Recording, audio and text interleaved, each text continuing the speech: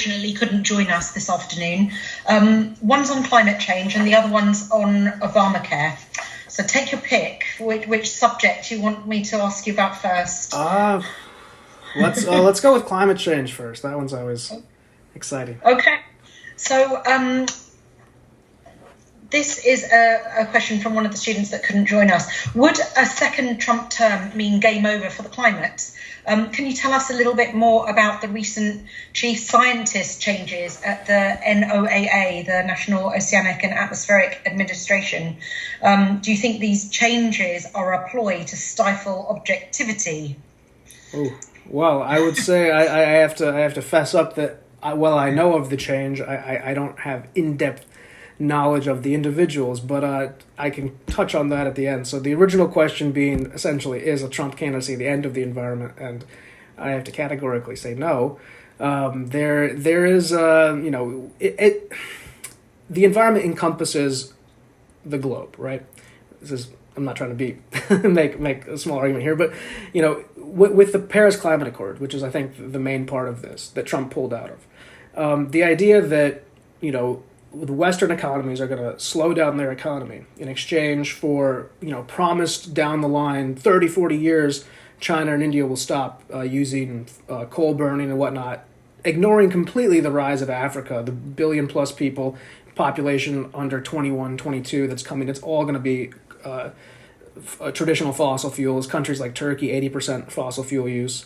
There's an element of you have to look at the world. And if the world is going to all stop, if things are going to end in 12 years, okay, then at that point, if it really is that situation, the question then should be, should the world's militaries be mobilized to stop the use of fossil fuels? Like, should not, if it is the end of times, should not the last great military force in the world go around and seize all of these things that are going to end life? Would not it be an argument then if it's that dire to impose that upon the world? Or is it going to be the situation where, every single U.S. company exceeded the Paris Climate Accords of their own volition? States like California, individual states have all said, we support it, we're going to sign up, we're going to live by those rules. I mean, again, it's a confederation, 50 states, and a constitutional republic. That's how it is set up. It's for a reason. There's states' rights. Are we looking at the largest Clean Air and Water Acts, massive conservation, land conservation, especially because Trump has a hunting and fisherman base? And tons of wildlife, wetlands here in Florida, offshore drilling banned now off the coast of Florida, but then opening up lobster fishing in Maine, which actually literally is their biggest GDP export. It sounds like a stereotype, but I looked it up. It is actually lobsters. And you look at all these things in that world, and you have to say, no, unless things are really over in 12 years, it's not over for the environment. And I think green energy, these bridge fuels that we need, when you look at what happened in California, where I've been living for a long time before I was here, they didn't plan for the situation with the wildfires and all these brownouts and blackouts. They didn't have the bridge fuels required. Getting energy independence for the first time in 70 years is what gives us the security to build those network stations, because solar and electric cars, this is the future. This is what everybody wants. This is an economic fact. Trump and Elon Musk, big fans of each other. This sort of progressive, going to space, trusting the scientists. He's not anti-science. Him and Dr. Fauci have a problem. And perhaps he doesn't see global warming as the end-all, be-all of the world. And as a president, he has to also lead in that respect. So no, I don't think it's the end of the environment. I don't really know too much about the person who he appointed. I know that there was some controversy.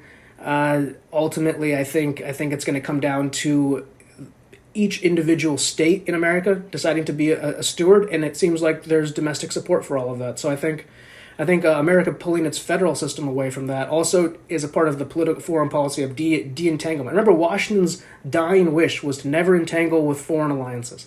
That's all he said as he died on his deathbed.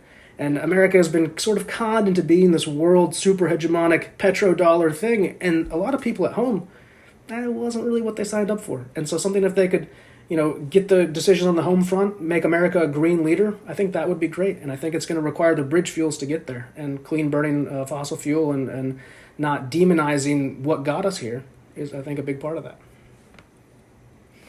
Okay, thank you.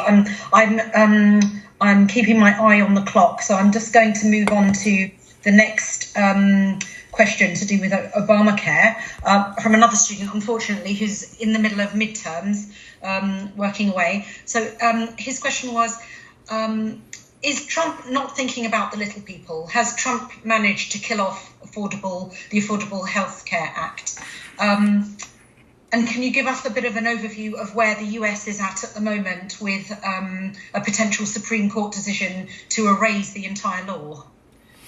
Yeah, well, when it comes to healthcare, it's obviously a contentious issue. I would, just for the brief historical concept, national healthcare systems are born historically out of complete destruction of your country. Your wonderful NHS was born out of the bombing of Britain and the end of that. If you look at places like Turkey, it was born literally at the end of the Ottoman Empire.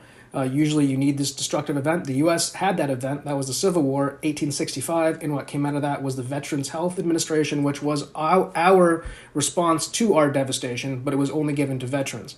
And so there is a social, cultural reason why the situation is here today, and it does really tie into that moment. At least historians really feel that is a huge situation. So that is sort of why this is so muddled. With the Affordable Care Act, I personally am dealing with pre-existing conditions. I had 7 rounds of chemotherapy at Johns Hopkins from 19 to 21. Very fortunate to be alive. They actually discovered the cure at Berkeley, of all places. So really, school helped me out a lot.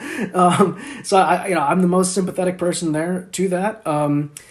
What Trump, I think, looked at was that was a mandate and it was illegally being done as a tax. When I was at City College in Sacramento, I had a lot of our student teacher advisors who were paying the $500 fee to not have insurance because they couldn't afford those premiums. And it was essentially a mass tax on the young for the baby boomers, which was how you could break it down if you were just cold-blooded looking at numbers.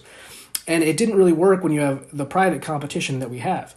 Donald Trump bolstered that private competition by doing something that nobody really noticed maybe around 2017, where you used to only be able to buy healthcare in the state you lived in. So you were trapped in a monopoly. And inside of that structure, to get insurance companies to fund Obamacare, they had to agree to take everybody. And in exchange for that, only a few options were left. So the state monopolization of healthcare really became a cost-raising factor to where I was a private contractor trying to get my own health insurance for $650 a month, and then they canceled my policy out of the blue. Trump said, hey, why don't you make it a free market? Again, not a genius policy, just like that seems, it's our country. Now that same healthcare plan for me is $339 in the private market. And that's for a platinum top tier. I can get something much cheaper. I was just for comparative purposes.